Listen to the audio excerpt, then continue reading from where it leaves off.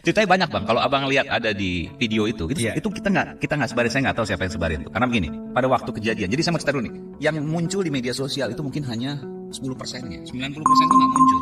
Ya. Mau tahu nggak siapa yang merekam itu semua? Lengkap dari awal sampai akhir. Namanya Gesh Khalifah. Breaknya itu harus diperpanjang hampir 2 kali lipat. Tadinya misalnya 5 menit, itu hampir 10 menit harus ditahan. Karena belum selesai juga tuh. Di antaranya adalah yang pemirsa lihat. Yang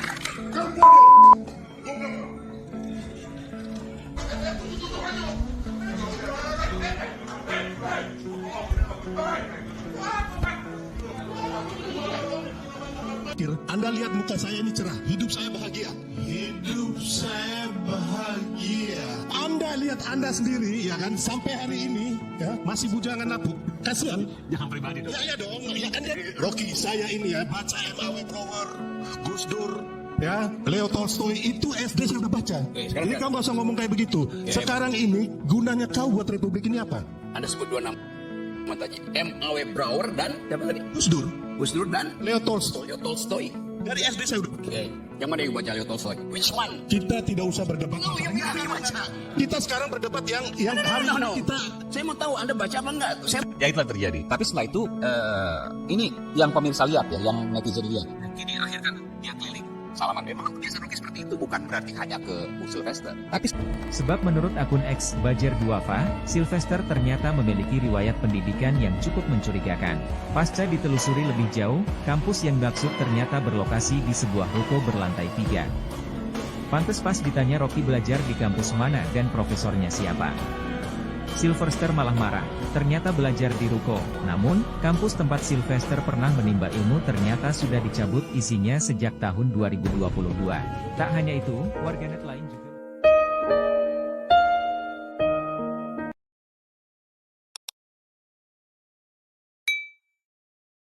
Assalamualaikum warahmatullahi wabarakatuh. Di akhir pekan ini, Sabtu 14 September 2024, di channel Indonesia TV akan ditampilkan fakta luar biasa di balik peristiwa debat yang sangat viral minggu kemarin antara Rocky Gerung dan Sylvester Matunina di salah satu stasiun televisi yang nyaris adu jotos.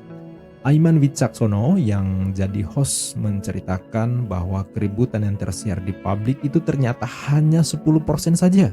90% yang jauh lebih seru, lebih panas, lebih hot tidak tersiar ke publik. Saking panasnya sampai di break lama 2 kali karena masing-masing belum juga berdamai dan belum kondusif tentunya. Keributan apa yang dilakukan pendukung berat Pak Jokowi versus aktivis demokrasi yang oposisi?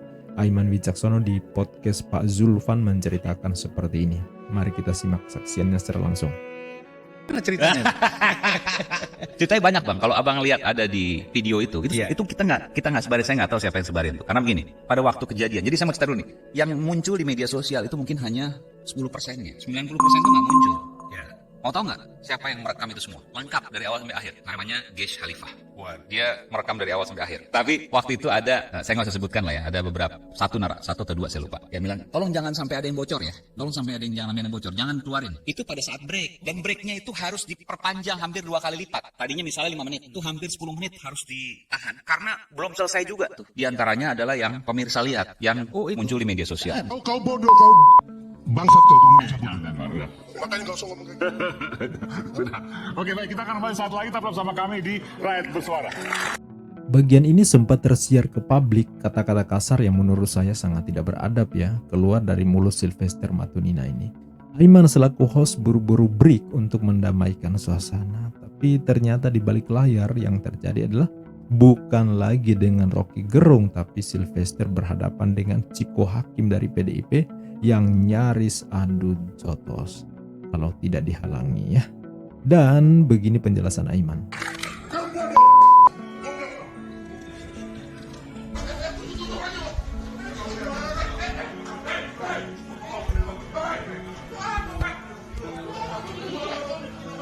Sebenarnya sebelum break, cuma langsung saya cut kan, karena kan saya menjaga aturan, ada P3 SPS, ada standar program siaran, ada undang-undang penyiaran dan sebagainya.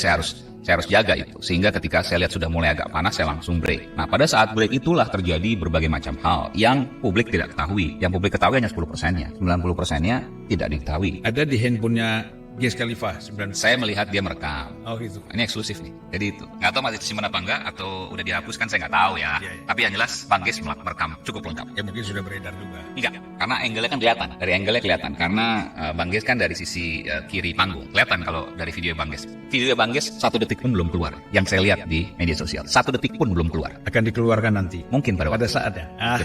Karena ya terus terang saya hanya bisa menyampaikan gini. Yang terjadi itu jauh lebih seru lah. Ketimbang yang pemirsa lihat saat ini. Jauh lebih seru dan nilainya 90%. Itu bisa kebayang ya sahabat betapa rusuhnya panggung Aiman saat itu ya.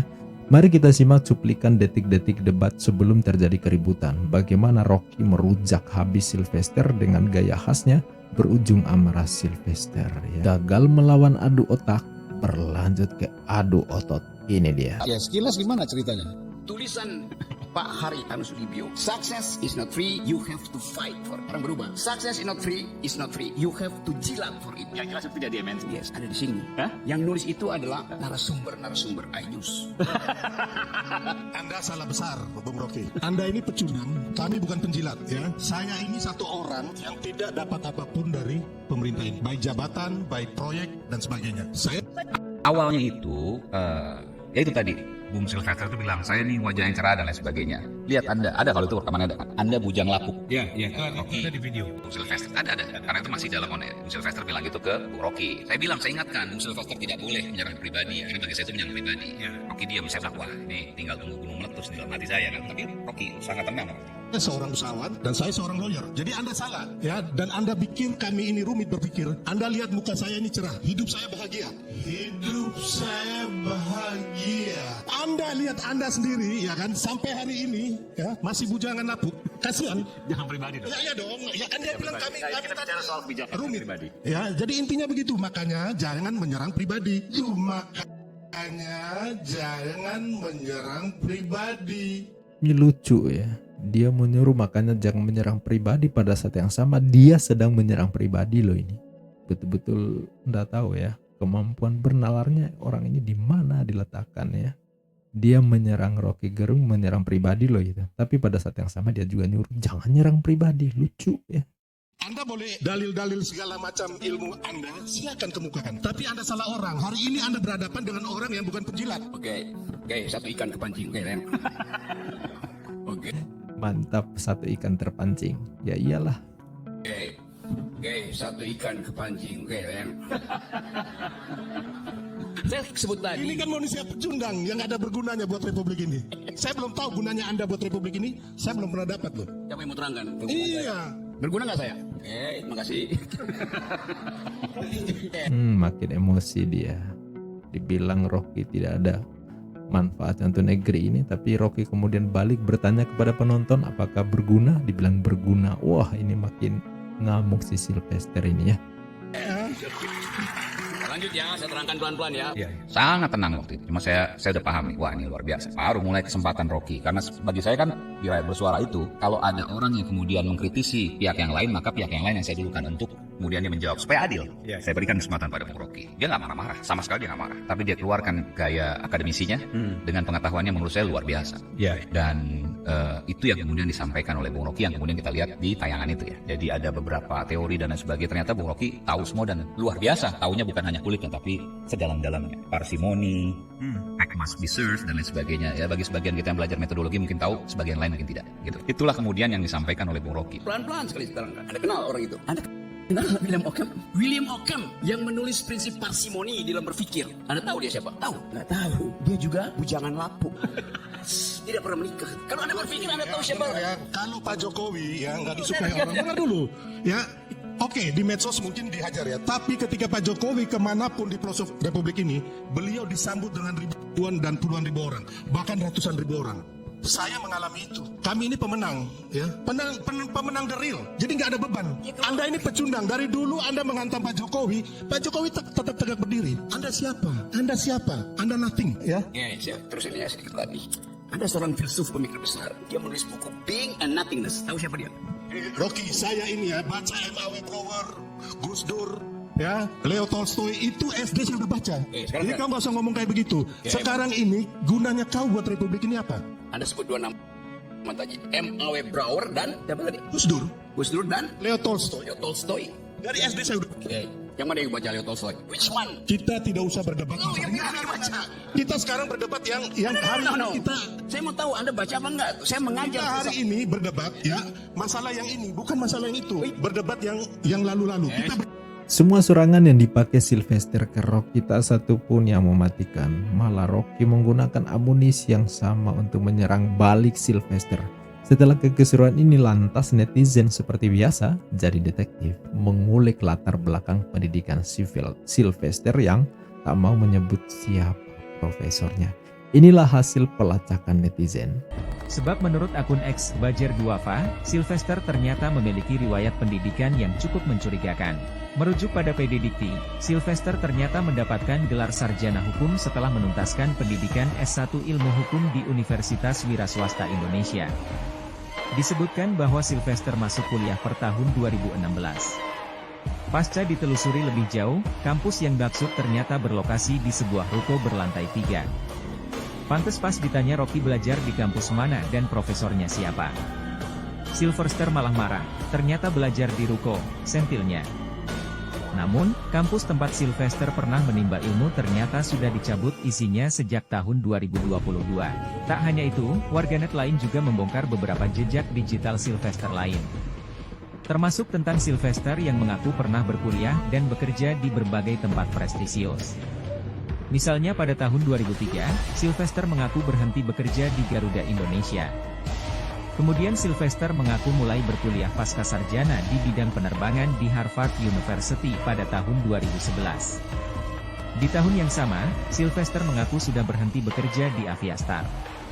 Lalu pada tahun 2012, Sylvester juga mengaku sudah lulus kuliah pasca sarjana di Universitas Indonesia.